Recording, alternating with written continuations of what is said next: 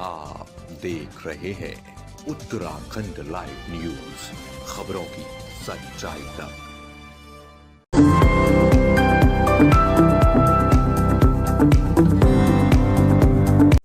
नमस्कार, आप देख रहे हैं उत्तराखंड का number 1 digital channel Uttarakhand live news. मैं हूं आपके साथ अंजलि।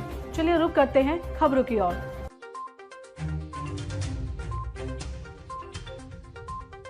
उत्तराखंड में बिंदु खत्ता संघर्ष समिति के साथ इंडिया गठबंधन ने बुधवार को विधानसभा कूच किया। कूच का नेतृत्व पूर्व मुख्यमंत्री हरीश रावत ने किया। सैकड़ों की संख्या में इंडिया गठबंधन से जुड़े नेता और कार्यकर्ताओं को भारी पुलिस बल और बैराग्रेडिंग से रोका गया। इस दौरान प्रदेश अध्यक्ष करण महारा और पूर्व प्रदेश अध्यक्ष गणेश गोदियाल मांग को लेकर धरने पर बैठ गए।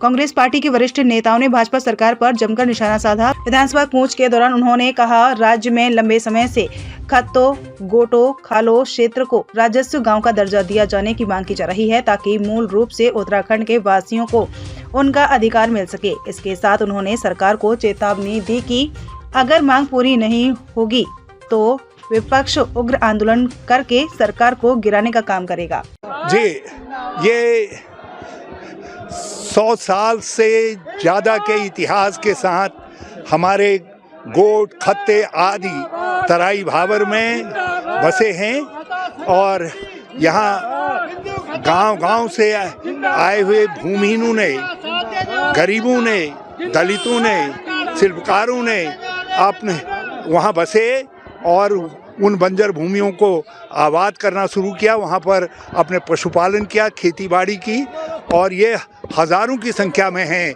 जिनमें आप अंदाज लगा सकते हैं 1 लाख से ज़्यादा की आबादी वाला बिंदु खत्ता है। ऐसा ही बग्गा चौवन, ऐसा ही सुंदरखाल, ऐसे ही जो है चुकम, पापड़ी, कई गांव हैं। तो उन सबको राजस्व गांव का दर्जा देने की मांग को लेकर के ये लड़ाई है, ये संघर्ष है।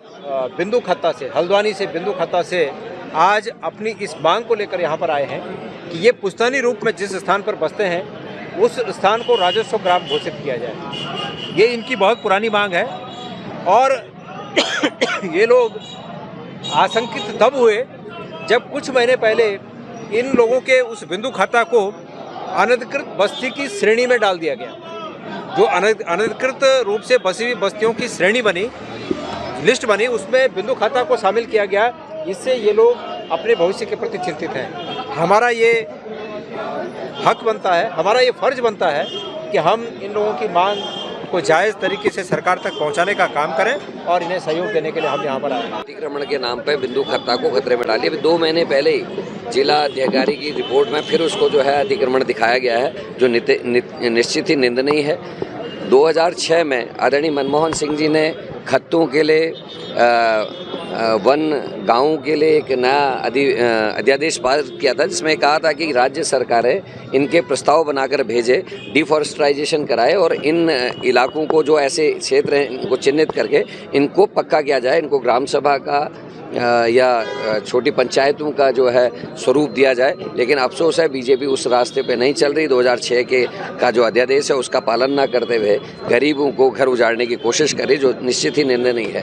जब जब सरकारों ने बिंदु खत्ता जैसे इलाकों को तोड़ने की या ध्वस्त करने की कोशिश की, पंडित नारायण दत्त तिवारी, हरीश रावत जी जैसे कदावर नेता जो कांग्रेस के हैं, वो लगातार इसके विरोध में खड़े रहे और ये लोगों के आशाएं बचे। लेकिन आज फिर उनको खतरा है और मैं कह रहा हूं कि सरकार को, केंद्र सरकार का 2006 का जो अध्यादेश है उसका पालन करते हुए इन खत्तों को, ग्राम जितने भी गांव जंगलों में बसे हैं, जो वन ग्राम हैं, उनको पक्का करने का काम करना चाहिए। लोगों की आशाएं नहीं छीनने चाहिए और हम लोग पूरी ताकत से बिंदु खत्ता के लोगों के साथ खड़े हैं। देहरादून से प्रदीप भंडारी की रिपोर्ट। अभी के लिए फिलहाल इतना ही काफी। छोटी से बड़ी खबरों के लिए जानने के लिए हमारे साथ बने रहिए उत्तराखंड लाइव न्यूज पर। अब चाहूंगी इजाजत। नमस्कार।